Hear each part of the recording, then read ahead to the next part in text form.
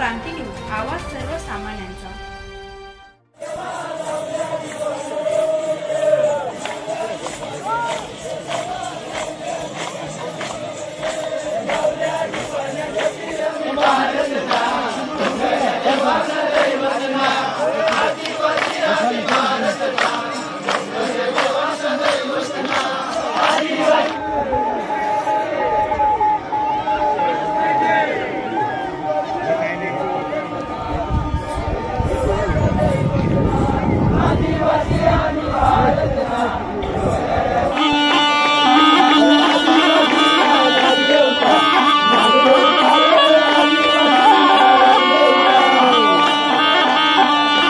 नमस्कार, मी प्रकाश आणि आपण बघत आहात महाराष्ट्र क्रांती न्यूज। खऱ्या अर्थानं आपण जर बघितलं तर ग्रामीण भागामध्ये डोंगरादेव उत्सवाला विशेष महत्त्व दिलं जातं आणि त्याच अनुषंगाने आपण जर बघितलं तर कळवण तालुक्याच्या पश्चिम पट्ट्यात मार्गशीर्ष अमावस्या पौर्णिमेपासून या ठिकाणी डोंगरादेव उत्सवाला डिसेंबर महिन्याच्या सुरुवातीला सुरुवात झालेली आहे आणि त्याच अनुषंगाने आपण जर बघितलं तर आभोना परिसरातील वंजारी गाव हे या ठिकाणी डोंगरादेव उत्सवाला सुरुवात झालेली आहे। गेल्या 10 दिवसापासून हा डोंगरादेव उत्सव भरवला जातो आहे आणि आज 15 डिसेंबरला त्या ठिकाणी डोंगरादेव उत्सवाची सांगता होते आहे आणि त्याच पद्धतीने आपण जर बघितलं तर आज सांगतेचा दिवस आहे आणि रानकळीवर आपण पोहोचलेलो आहोत। आपण जर बघितलं तर या ठिकाणी डोंगरादेव उत्सवाची धूम आपल्याला पाहायला मिळते आहे, परंतु जो डोंगरादेव उत्सव कशा प्रकारे पूर्वीपासून चालत आलेला आहे, पूर्वीची परंपरा काय आहे, त्यामध्ये जे वाद्य वापरले जातात, जी आपण जर बघितलं तर ही कथा थाळी वापरली जाते, त्याबद्दल विशेष महत्त्व काय आहे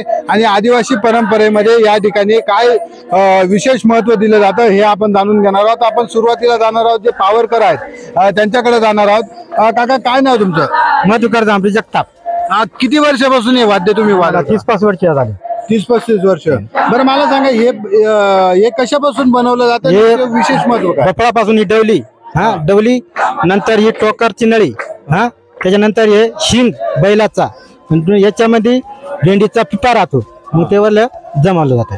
तुम्ही जे कोटीचा मेन, हे परत कोटीचा मेन लागतं त्याला। कोतीचा मेन कशापासून निघतं ते मेन? हे मेन म्हणजे कोती राहते मधावानी, ते झाडामध्ये बसतं, मग ते काढल्या जातं, त्याचा रस काढून घेता, मग त्याचं ते घर राहतं ना, ते कोळशामध्ये कुटायचं, ते कुटल्यानंतर मग ते एकदम घट्ट होतं, मग ते याला लिपायचं। म्हणजे हा जो उत्सव आपण सुरू करतो त्याच्या किती दिवस अगोदर याची तयारी करावी लागते? हे म्हणजे जवळ महिना 2 महिना पहिला पण पडावं लागते आपल्या सवय।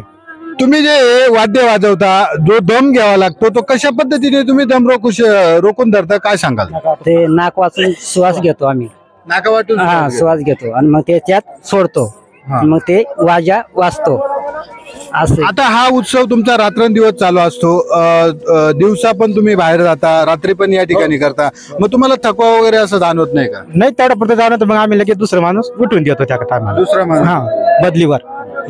आता आपण पावरकरांची माहिती घेतल्यानंतर या ठिकाणी जर आपण बघितलं तर ही कथा थाळी आहे आणि ज्या कथा थाळीला जे साहित्य लागतं ते कशापासून बनवलं जातं, कशा पद्धतीने त्याचं विशेष महत्त्व आहे। आपण जर बघितलं तर या ठिकाणी एक काठी दिसते आहे आणि वरून हात लावून खालीपर्यंत घेताना खाली काहीतरी एक पदार्थ दिसतो आहे, ते पण जाणून घेणार आहोत। काका, काय नाव तुमचं? केदारला सुडुमसे, कुठले? वंजारीचे। याबद्दल काय माहिती सांगाल? याच्यापासून हे कशापासून बनले जाते आणि याचं विशेष महत्व काय? ही कासाईची थाळी राहते आणि कासाईच्या थाळीवरती हा कोटायचा मेन ठेवला, हा भानसर हात फिरवला का नंद वळतोय त्याचा। हा सर कशापासून बनवला जातो? हा रानात असतो तो, काय नाव त्याचं भानसर सांगतात, भानसर त्याच्यापासून बनवलं जातं। आणि ही थाळी कासाची थाळी, कासाची थाळी। रात्रंदिवस तुम्ही याच्यावर हे म्हणजे कथा करून आणि डोंगरादेव उत्सवात कशा प्रकारे रंगात वाढवता, काय सांग? डोंगरादेवचं म्हणजे असं महादेवाचं कणसरा माऊलीचं गाणं सांगून आणि हे आपण सर्व काही भक्त असं जमा होतात आणि हे देव खेळवतो। तुम्ही काय सांगाल काका, काय पूर्वीपासून कशी परंपरा चालत? परंपरा आम्ही डोंगरादेवची चालू आहे की आम्ही थाळी सर्व वरतो, तो पुढे म्हणतो, मी मागं म्हणतो आणि त्याच्याबद्दल आम्ही मग सर्व देव जमा होतात, ते देवांच्या अंगात येतो आणि डोंगरे देव खेळवतो आम्ही। किती दिवस झाले आता? परंपरा 10-15 वर्ष झाले असते. तुमच्या पूर्वपासून नाही ही हा परंपरा पूर्वपासून. आपण काय सांगाल काका? आडीवाडीपासून आमची परंपरा आहे. आमचं हे देवांचं कार्यक्रम असतो ना याच्यावरच चालतो. कथावर चाललं का मग आम्ही त्यांचे ते देव जंगलातले आमचे देव असतात ते देव गोळा करून मग ते आम्ही गवळाला हे करतो, पूजा करून मग आधी धान्य मातावर मग आम्ही पूजापत्री करतो. तिथं पूजापत्री केली का मग आम्ही सबंध मावल्या थापणी घेऊन मग याच्या घरी हे करतो, पोहोचून देतो. हा आज आपण जर बघितलं तर ही काशाची ताळे आहे आणि हा जो सर आहे तो वरून पासून त्याला पूर्णपणे हात फिरवल्यानंतर त्याच्यातून धून निर्माण होते आणि अशा प्रकारे रात्रंदिवस ही जी कथा गाऊन आणि डोंगरादेव उत्सवाची सांगता या ठिकाणी करण्यात येते. अजून काही जाणकार मंडळी आहे त्यांची देखील आपण या ठिकाणी प्रतिक्रिया घेणार आहोत.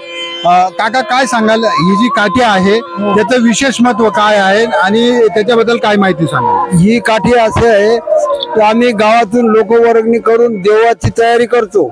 देवाची तयारी केल्यानंतर पावरी कतकरी हे आम्ही जमा करतो आणि ही देवाची काठी आहे. ही मदार आम्ही देवाला फिरवतो. तिथून आम्ही देव घेऊन गडावरती जातो. गडावरून आलो परत धानीवरती येतो आम्ही. गड कुठं आहे?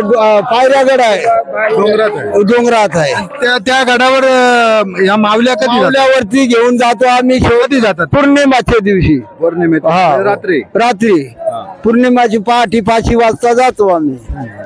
हो, अशा पद्धतीने आपण जर बघितलं तर या घुंगराच्या काठीचं विशेष महत्व आहे आणि त्या पद्धतीने गडावर जाऊन रात्री गडावर जाऊन सकाळी त्या गडावरून दर्शन घेऊन आणि या रानखळीवर हा जो कार्यक्रम आहे तो केला जातो. आपल्यासोबत अजून काही नागरिक आहेत. आपण काय सांगाल, काय विशेष महत्व आहे डोंगरेदेवात? डोंगरीदेव म्हणजे आदिवासीचा कुलदेवत आहे. पहिली गोष्ट, डोंगरीदेव जर साजरी केला नाही तर आदिवासी अस्तित्वच राहणार नाही. कारण पहिलं महत्व आम्ही कुठल्याही देवाला न देता आमचा निसर्ग पूजनीय देव म्हणजे डोंगरीदेव आहे. आणि डोंगरीदेवचा उत्सव आहे तोपर्यंत आदिवासी संस्कृती चालू आहे. आणि भारताचे आम्ही मूळ निवासी असल्यामुळं आमच्या प्रत्येक ठिकाणी आदिवासी समाज हा पौर्णिमेला म्हणजे 15 दिवसाला उत्सव चालू करतो आणि पौर्णिमेच्या दिवशी याची धानीवर सांगता होते. आणि त्याच्यामुळे आदिवासी संस्कृतीला अनुसरून वडीलपार्जितने जे करून ठेवलेले तेच पुढे आम्हाला तरुण पिढीला घेऊन जायचे. त्यांच्याकडनं आम्ही शिकतोय ही परंपरा कशी. पहिली गोष्ट, भगत हा पहिला ठरवला जातो गावाच्या वतीने. भगत जी मुद्दानी माऊली म्हणतात त्याला ठरवला जातो. पावरकर ठरवले जातात. नंतर कतकरी थाळकर ठरवला जातो. आणि जी घोडाची काठी राहते ती आमचा देव असतो, मेन देव असतो, त्याच्या हातात राहते. त्याच्या हाताखाली पूर्ण पंचमहाभूत आणि माऊली ही त्याच्या हाताखाली वास्तव्यात राहते 15 दिवस. आपण काय सांगाल थोडक्यात, काय माहिती द्याल? कशा पद्धतीने ग्रामस्थ या ठिकाणी सहभागी होतात, बालगोपाल सहभागी होतात, काय सांगाल? गावातील सर्व ज्या दिवशी आपलं डोंगरादेवाचा उत्सवाला सुरुवात होते तर प्रत्येक घरातली एक माऊली म्हणून असते आणि ते कार्यक्रमात आपल्या डोंगरादेवाच्या कार्यक्रमामध्ये सहभागी होते. आपण आता या ठिकाणी आदिवासी भागामध्ये जे आदिवासी सेवक आहेत, जे आदिवासींसाठी लढत असतात, झटत असतात, या डोंगरादेवाबद्दल विस्तृत माहिती आदिवासी सेवक DM गायकवाड हे देखील या ठिकाणी उपस्थित आहेत. त्यांच्याकडून देखील आपण विस्तृत माहिती घेणार आहोत. गायकवाड साहेब, आपलं स्वागत आहे महाराष्ट्र क्रांती न्यूजमध्ये. आपण जर बघितलं तर मोठा उत्सव या ठिकाणी सुरू आहे डोंगरादेवाचा. काय सांगाल, परंपरेनुसार हा उत्सव कशा पद्धतीने साजरा केला जातो आणि पुढं ही परंपरा अबाधित ठेवण्यासाठी तरुणांचं काय योगदान असलं पाहिजे, काय सांगाल? भारतीय लोकजीवनात कामना सिद्धीचे, रिद्धी सिद्धीचे भरपूर प्रकार आहेत.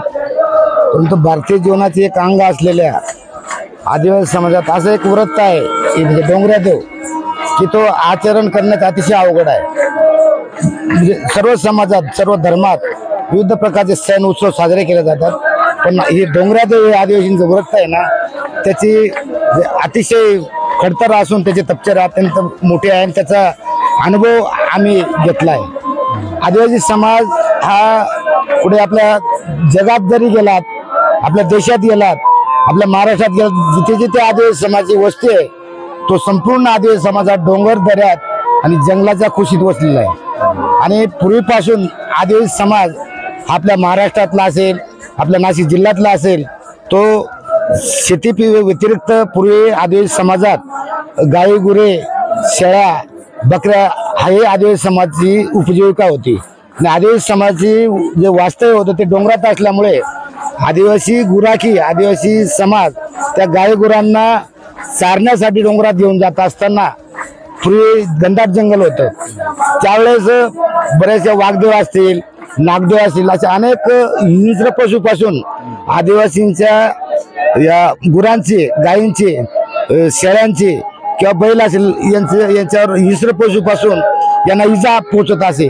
त्यामुळे पूर्वीचा जो आदिवासी होता त्यांनी आपल्या डोंगरात असलेल्या डोंगरात असलेल्या जे वाघदेव असतील नागदेव असतील बोऱ्याभूत वगैरे सर म्हणजे अनेक प्रकारचे जे डोंगरातील देव आहेत त्यांची पूजाविधी करण्याची प्रथा आपल्या आदिवासी समाजाने चालू केली आहे। साधारणतः हा उत्सव मार्गशीर्ष पौर्णिमेच्या अमावस्यापासून सुरू होतो आणि मार्गशीर्ष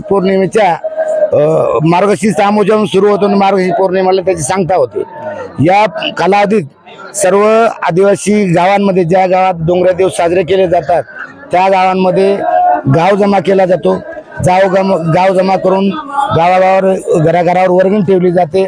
वर्गणी ठेवल्यानंतर डोंगरा देवासाठी ज्या ज्या वस्तू लागतात मग तो बोकडा असेल कोंबडा असेल किंवा डोंगरा देवासाठी जो बाजार लागतो तो संपूर्ण बाजार गावकरी मंडळी खरेदी करतात आणि ज्या दिवशी डोंगरा देवाचा हा कार्यक्रम सुरू होतो त्या दिवशी बऱ्याचशा गावांमध्ये डोंगरा देवाची स्थापना ही पाटलाच्या घरापासून केली जाते। पाटलाच्या घरापासून केल्यानंतर एक थोंब तयार करून तो चोकाखळी म्हणजे रानखळीवर त्यांचं स्थापना होते आणि त्या दिवसापासून रोज आदिवासी समाजामध्ये डोंगरा देवाचे जे डोंगरात राहणारे आमचे देवता आहेत म्हणजे आदिवासींचे निसर्गपूजक त्या देवतांची कथेच्या माध्यमातून त्या ठिकाणी आळवणी केली जाते। ज्या ज्या देवाचं नाव घेतलं त्या देवाच्या रूपाने आमच्या आदिवासी बांधवांना अंगात देव उतरतात आणि त्या पद्धतीने हा पूर्ण कार्यक्रम 8 दिवस चालतो। आज या ठिकाणी सांगता आहे। आज सांगतेच्या दिवशी आज पहाटेच आमच्या वंजारी गावातील जे देव असतील डोंगरा देव ते गडावर जाऊन आले। गडाची पूजा विधी झालेली तिथे भक्ताने मुदानीने जे खानाबोना द्यायचा तो दिलेला आहे। शक्यतो गडाच्या ठिकाणी बोकडा असेल कोंबडा असेल त्याला कापलं जात नाही, त्याला फक्त मानवलं जातं। इथे रानखळीवर आल्यानंतर ते ज्या माऊल्यांच्या अंगात जो वारे येतात जे उतरलेले असतात त्यांच्या या ठिकाणी फुलं जिंकून आणि वारे मोडले जातात। आज संध्याकाळी जो सांगता होते। गायकवाड साहेब आपण जर बघितलं तर अंधश्रद्धा निर्मूलनाला असेल विविध संघटनांनी या आदिवासी परंपरेवर लोककलेवर गदा उत्पन्न केली होती, काही दिवसांपूर्वी शंका उत्पन्न केली होती, त्याबद्दल आपण काय सांगाल? मला एक सांगा, हिंदूचे अनेक दैवत आहेत म्हणजे मोठे मोठे दैवत आहेत, देवांचे नाव घेणं योग्य नाही। मग आदिवासी बांधवांनी त्यांना अंधश्रद्धा मानायचे का? आता ज्या महाराष्ट्रात शिर्डी असेल किंवा प्रतिबालाजी असेल असे अनेक दैवत आहेत की ते लाखोच्या संख्येने जो हिंदू बांधव किंवा सर्व बांधव दर्शनाला जातो। मग आजपर्यंत आदिवासी समाजाने त्यांना अंधश्रद्धा मानली का? तसाच हा आदिवासीचा जो हा डोंगरा देव आहे हे खरोखर अतिशय खडतर आणि त्याचा अनुभव घेतलाय। बऱ्याच ठिकाणी डोंगरा देवाच्या कार्यक्रमांना जेव्हा यापूर्वी आता अलीकडे काही तसं घडत नाही तर यापूर्वी आमचे वडलोपार्जित सांगतात की डोंगरा देवाचा गौळ असतो त्याची गुहा जर दर्शनाचा म्हणजे ज्या दिवशी दर्शन घ्यायला जातो त्याच्या आदल्या दिवशी पाहिली ती काहीतरी 2-3 फुटाची असते। ज्या दिवशी आपण पूर्ण ज्या दिवशी गड घेतो त्या दिवशी तीच गुहा 5-5 फुटाने वाढलेली असे अनेक आमचे पूर्वज सांगतात। देवाचा चमत्कार आहे आणि डोंगरा देव ही आज जिवंत आमचे देव आहेत। डोंगरा देवांमध्ये वाघदेव नागदेव चंद्र सूर्य असे अनेक प्रकारचे देव येतात आणि आजही आमचा आदिवासी बांधव जसं हिंदू धर्मात एखाद्या मंदिरात जाऊन नवस करतात तसे आमचे आदिवासी बांधव सुद्धा डोंगरा देवाचा नवस करून आणि काही ठिकाणी नवसाच्या डोंगरा देव बाया बसवल्या जातात। मला एक सांगा, जो परंपरेनुसार चालत आलेला वारसा आहे तो पुढे तरुण पिढीने अबाधित ठेवावा त्यासाठी नवतरुणांना आपण काय आवाहन कराल? मोबाईलच्या आणि ऑनलाईनच्या युगात 2G 3G ची रेंज सोडून आपण 4G आणि 5G कडे वळत आहोत।